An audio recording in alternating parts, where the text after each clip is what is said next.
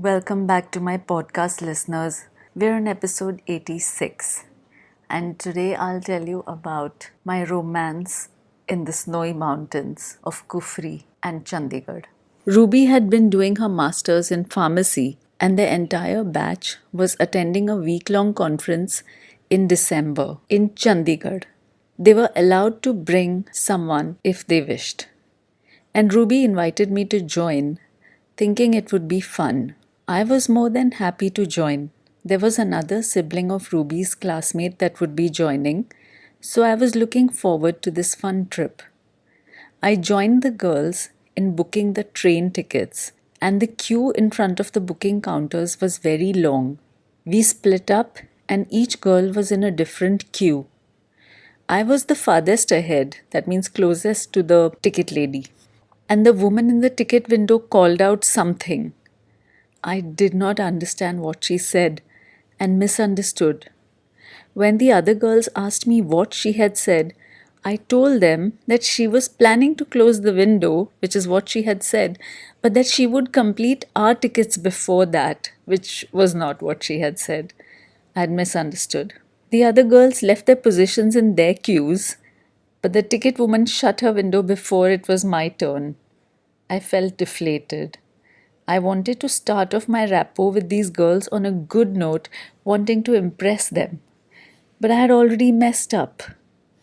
I did not ask for clarifications when someone did not communicate clearly because I was never sure whether they were unclear or whether I couldn't hear properly. Anyway, so it was time for the trip, and we took our seats on the train in a very festive mood, singing loudly, playing antakshari, and eating a variety of yummy dabba food that each of the girls had brought from home. We were housed at a medical college hostel in Chandigarh. It was winter break, but some of the girls were still at the hostel for whatever reasons.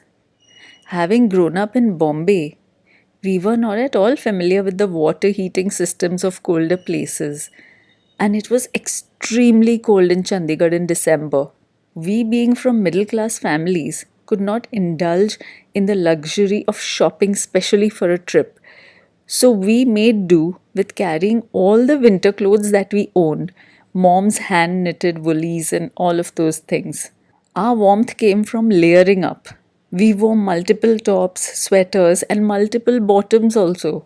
Having lived in a warm place all of our lives meant that we experienced the cold more intensely than the people who were native to colder locations.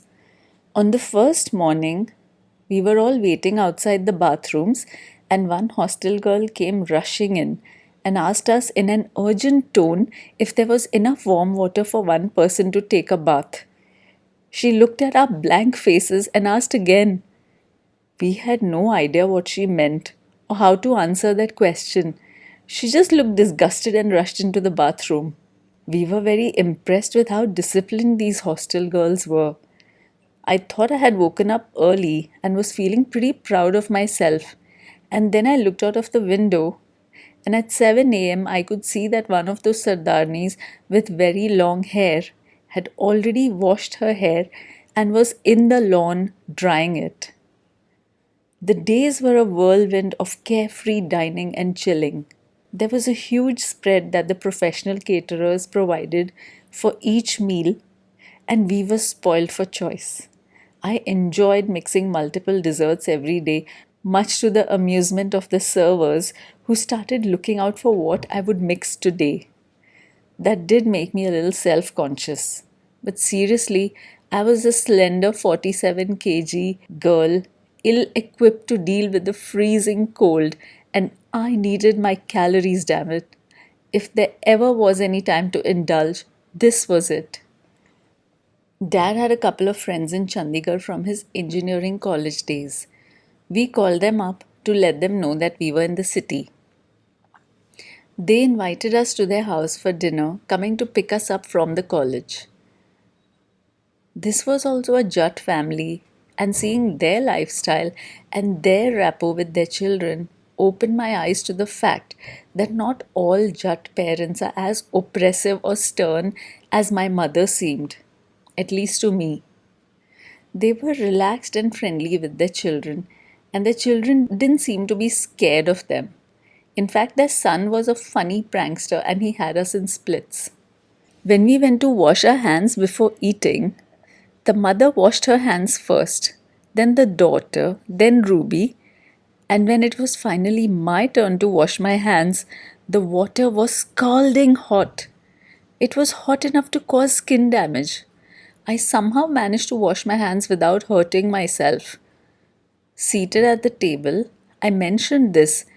I told them how hot the water was, and I saw the mother get a little upset with her daughter, telling her that she had asked her to run the cold side. We did not know what the cold side was. We had never heard of this concept.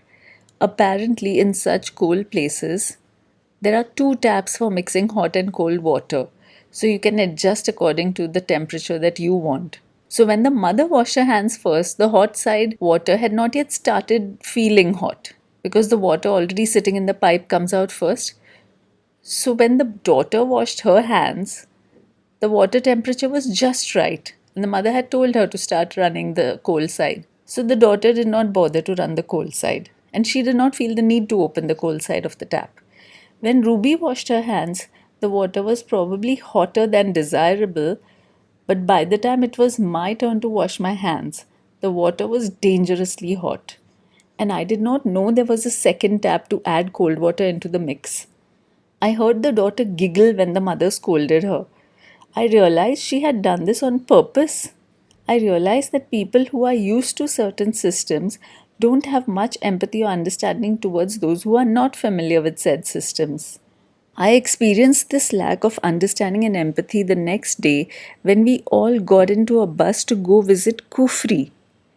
Us Bombay girls had never seen snow and had voted to go to Kufri on the off day so that we could see snow for the first time. Kufri was an area near Shimla. The boys with us were locals from the Chandigarh college. We had a so-so rapport with them since they were attending the conference too. Barely had the bus started than we all stopped for a pee stop. We didn't know when would be the next time a bathroom would be available, so everyone were advised to get down and pee. Every girl in our group was bundled in multiple layers of tops and bottoms. There were limited toilets, and it took us some time to struggle out of our many pants, pee, wash, wipe, and then struggle back into our pants, then wash our hands and wipe them. We had not realized that this seemed to be an inordinate amount of time to the guys, who were livid by the time we all poured out of the bathrooms. They thought we were spoilt queens who were just taking our time for no reason. The boys just had to open and close their zippers. So they were way quicker than us, and they probably had more stalls than we had bathrooms. I think there were just 2 bathrooms for all the girls to go turn by turn. I was surprised at this lack of empathy and hospitality from these boys. I wouldn't dream of treating my guests like this if I was showing them around and they were struggling with something. This outing was not off to a good start. Later, we found ourselves stuck in almost unmoving traffic. Progress was so slow that if we tried to go all the way up the hill, there was no way we would be able to return to the campus at a decent hour. That was one of the reasons why the boys had been so mad at us. If we dawdled, then the traffic would multiply, and that is what seemed to have happened. Our driver told us that he would try and take a U-turn wherever he could so that we could turn around and get to campus before dark. This was a winding hill road and was not really conducive to U-turns. Some of us decided to get down and walk around in the snow. After all, we had come to see the snow. There was a tea shop nearby, and that was the landmark for the driver to collect us when he managed to turn the bus around. We came across some people playing in the snow, but some people can be rowdies and don't understand some basic decency for playing. Everyone should enjoy, not just you. The guys were hurling hard snowballs with great aggression as opposed to playfulness. One hit Ruby so hard on the hand that her hand turned blue and purple. We found out that those boys had been putting rocks or stones inside the snowballs. That was not good. but we decided not to let that spoil our fun. We enjoyed playing in the snow and then went to the tea shop to wait.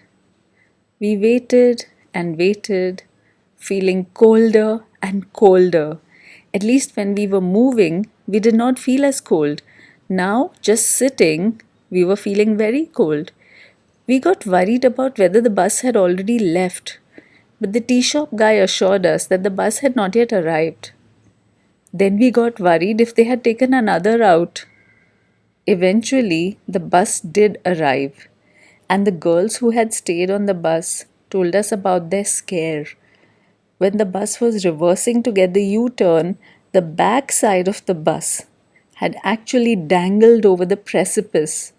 The girls sitting on the last seat saw themselves suspended over the valley and they started screaming, thinking the bus was going to topple over. Luckily for us, the driver was an expert. Even though the hind part of the bus was definitely hanging off the cliff, the back wheels were still very much on solid ground. The bus had not toppled over, and we all got into it, thankful for the shelter from the elements. After these happy days, it was almost time to go back home to Bombay. While on the bus back from Kufri to the campus, I got an idea. I was feeling very flirty after this exhilarating day. I wanted to flirt with any of these cute boys. But how? The interior of the bus was not lit up. I slid one hand out of my glove and placed it next to a cute guy's hand, just about touching. He looked at me surprised. I smiled shyly. The guy just looked angry and pulled his hand away. This one was a dud. I got bolder and felt naughty, so I tried touching another guy's hand. This one responded positively and was happy. He held my hand. He soon exchanged seats with someone to sit next to me. There was some making out, and since the bus was dark, no one knew. I was happy with my little adventure. This was what I had wanted. But then the guy started asking to meet up with me the next day. I told him I couldn't. But then he started asking again and again, begging to meet the next day. I finally relented to the pressure, very reluctantly. I had no idea how to pull it off. The next day was shopping day, and the day after that, we would leave Chandigarh and go back to Bombay. Now, this was not what I had wanted, but I felt pressure to do it. The next morning, I wondered how to escape for a couple of hours to meet up with this guy. I quietly slipped away when no one was looking in the morning, thinking I'd catch up with them while they were shopping or something like that. Big mistake. Very short-sighted. I met up with this guy who had arranged for us to meet at his friend's house. We had a really nice time. He was an untouched virgin and we didn't do very much. He wanted to look. He had never seen a nude woman. We hugged mostly and caressed each other. It was all very sweet. When he dropped me off, he asked for my phone number. I didn't want to give it to him because this was supposed to be a fling for me, just a one-time encounter. I didn't know anything about him and I wanted to keep it that way. A sweet memory with a stranger. He wanted me to write down his number, but I just said I'd remember it. I had no intention of remembering his phone number. He wasn't sure I could remember it and asked me to repeat it, so I repeated it to him and I said, "See, I remember your number. I'll call you." The guy stood there watching me leave. I hurried back to the hostel and found out that no one had gone shopping. My sister was sitting there weeping. They couldn't find me and everyone's day was ruined. They all feared that something had happened to me. Ruby was beside herself with worry. I had been thinking about what excuse I would make when I got back. I came up with a weird story about how I had stepped out and met Priya from Ruya and that she had insisted I step out with her. We went to a restaurant, met her friends, whatever, some rubbish I said. Nobody believed me, of course. I'm pretty sure the girls saw through me and understood what I had actually been up to. Not only had I ruined shopping day, I had also embarrassed my sister in front of her peers. I was her guest, she had invited me, and now I had really embarrassed her. I felt so ashamed. What would they think of me? What would they think of her? I felt so bad. But there was no undoing what was done. Later, back in Bombay, I started thinking about the guy. Now I started wondering why I hadn't given him my phone number. I low-key missed him. But there was no way to change this either. What was done was done. And this was the end of the snowy fling saga. Next time, I'll tell you about another romance. Till then, stay healthy, stay happy. Bye for now.